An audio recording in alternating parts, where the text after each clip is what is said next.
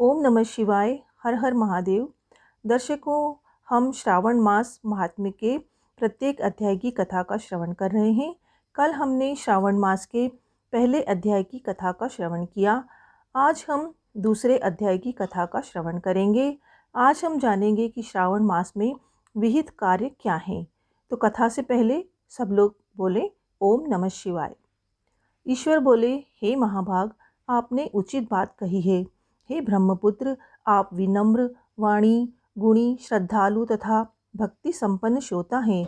हे अनघ, आपने श्रावण मास के विषय में विनम्रतापूर्वक जो पूछा है उसे तथा जो नहीं भी पूछा है वह सब अत्यंत हर्ष तथा प्रेम के साथ में आपको बताऊंगा।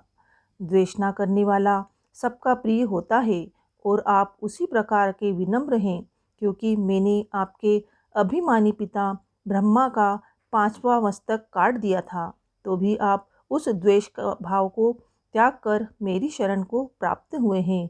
अतः हे तात, मैं आपको सब कुछ बताऊंगा, आप एकाग्रचित होकर सुनिए।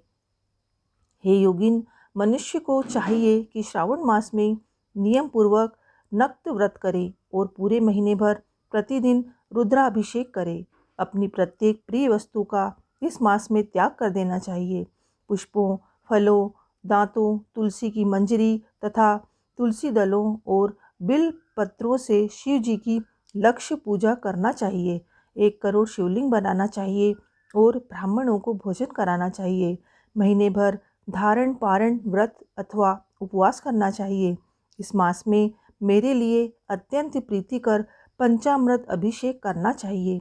इस मास में जो जो शुभ कर्म किया जाता है वह अनंत फल देने वाला होता है। हे मुने, इस माह में भूमि पर सोएं, ब्रह्मचारी रहें और सत्य वचन बोलें। इस मास को बिना व्रत के कभी व्यतीत नहीं करना चाहिए। फलाहार अथवा हविष्यान्न ग्रहण करना चाहिए। पत्ते पर भोजन करना चाहिए। व्रत करने वाले को चाहिए कि इस मास में शाक का पूर्ण रूप से परित्याग कर दे।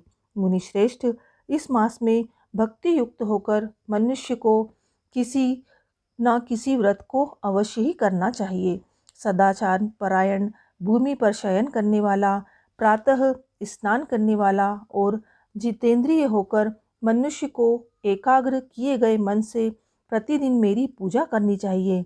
इस मास में किया गया पुण्य निश्चित रूप से मंत्रों की सिद्धि करने वाला होता है। इस मास में शिव के षडाक्षर मंत्र का जप अथवा गायत्री मंत्र का जप करना चाहिए और शिव जी की प्रदक्षिणा, नमस्कार और वेद पारायण करना चाहिए। पुरुष सूक्त का पाठ अधिक फल देने वाला होता है।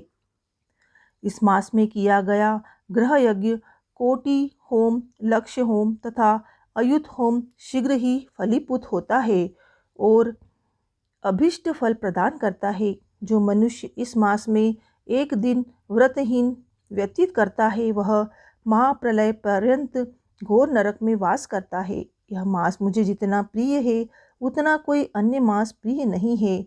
यह मास सकाम व्यक्ति को अभिष्ट फल देने वाला तथा निष्काम व्यक्ति को मोक्ष प्रदान करने वाला है। हे सत्तम, इस मास में जो व्रत तथा धर्म है उन्हें मुझसे सुनिए। रविवार को सूर्य व्रत तथा सोमवार को मेरी पूजा व नक्त भोजन करना चाहिए। श्रावण मास के पहले सोमवार से आरंभ करके 3.5 महीने तक का रोटक नामक व्रत किया जाता है। यह व्रत सभी वांछित फल प्रदान करने वाला है। मंगलवार को मंगल गौरी का व्रत, बुधवार व बृहस्पतिवार के दिन इन दोनों वारों का व्रत, शुक्रवार को जीवंती का व्रत, शनिवार को हनुमान तथा नरसिंह का व्रत करना बताया गया है। हे मुने, सब तिथियों में किए जाने वाले व्रतों का श्रवण करें। श्रावण के शुक्ल पक्ष की द्वितीया तिथि को औदुंबर नामक व्रत होता है। श्रावण के शुक्ल पक्ष की तृतीया तिथि को गौरी व्रत होता है। इसी प्रकार शुक्ल की चतुर्थी तिथि को दुर्गा गणपति नामक व्रत किया जाता है। हे मुने, उसी चतुर्थी का दूसरा नाम विनायकी चतुर्थी भी है। शुक्ल पक्ष में पंचमी तिथि नागों के पूजन के लिए प्रशस्त होती है। हे मुनिश्रेष्ठ, इस पंचमी को रौरव कल्पादि नाम से जानिए। षष्ठी तिथि को सुपोधन व्रत और सप्तमी तिथि को शीतला व्रत होता है।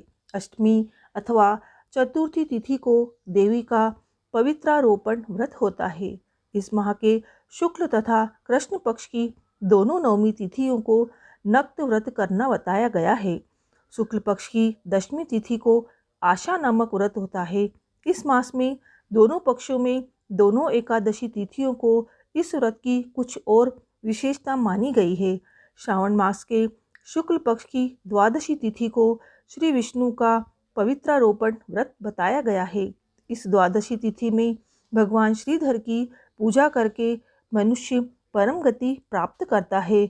उत्सर्जन, उपाकर्म, सभादीप, सभा में उपाकर्म, इसके बाद रक्षाबंधन, पुनः श्रवण कर्म, सर्प बलि और हयग्रीव का अवतार, ये 7 कर्म पूर्णमासी तिथि को करने हेतु बताए गए हैं। श्रावण मास के कृष्ण पक्ष में चतुर्थी तिथि को संकट चतुर्थी व्रत कहा गया है और श्रावण मास के कृष्ण पक्ष की पंचमी तिथि के दिन मानव कल्पादि नामक व्रत को जानना चाहिए। हे द्विजोत्तम, कृष्ण पक्ष की अष्टमी तिथि को श्री कृष्ण का पूर्ण अवतार हुआ। इस दिन उनका अवतार हुआ, अतः महान उत्सव के साथ इस दिन व्रत करना चाहिए। हे मुनिश्रेष्ठ, इस अष्टमी को मनवादी तिथि जानना चाहिए। श्रावण मास की अमावस्या तिथि को पिठोरा व्रत कहा जाता है। इस तिथि में कुशों का ग्रहण और वृषभों का पूजन किया जाता है। इस मास में शुक्ल पक्ष की प्रतिपदा तिथि से लेकर सब तिथियों के पृथक पृथक देवता हैं। प्रतिपदा तिथि में देवता अग्नि, द्वितीय तिथि के देवता ब्रह्मा, तृतीय तिथि की गौरी और चतुर्थी के देवता गणपति हैं। पंचमी के देवता नाग हैं और षष्ठी तिथि के देवता कार्तिकेय हैं। सप्तमी के देवता सूर्य और अष्टमी के देवता शिव हैं। नवमी की देवी दुर्गा, दशमी के देवता राम और एकादशी तिथि के देवता विश्वेश देव कहे गए हैं। द्वादशी के विष्णु तथा त्रयोदशी के देवता कामदेव हैं। चतुर्दशी के देवता शिव, पूर्णिमा के देवता चंद्रमा और अमावस्या के देवता पितर हैं। ये सब तिथियों के देवता कहे गए हैं। जिस देवता की जो तिथि हो उस देवता की उसी तिथि में पूजन करना चाहिए। प्रायः इसी मास में अगस्त्य का उदय होता है। हे मुने, मैं उस काल को बता रहा हूँ, आप एकाग्रचित होकर सुनिए। सूर्य की सिंह राशि में प्रवेश करने के दिन से जब 12 अंश 40 घड़ी व्यतीत हो जाती है, तब अगस्त्य का उदय होता है। उसके 7 दिन पूर्व से अगस्त्य को अर्घ्य प्रदान करना चाहिए। 12 मासों में सूर्य पृथक पृथक नामों से जाने जाते हैं। उनमें से श्रावण मास में सूर्य गभस्ती नाम वाला होकर तपता है। इस मास में मनुष्यों को भक्ति संपन्न होकर सूर्य की पूजा करना चाहिए। हे सत्तम, 4 मासों में जो वस्तुएं वर्जित हैं उन्हें सुनिए। श्रावण मास में शाक तथा भाद्रपद में दही का त्याग कर देना चाहिए।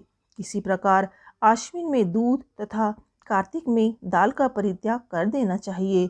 यदि इन मासों में इन वस्तुओं का त्याग नहीं कर सकें तो केवल श्रावण मास में ही उक्त वस्तुओं का त्याग करने से मानव उसी फल को प्राप्त कर लेता है।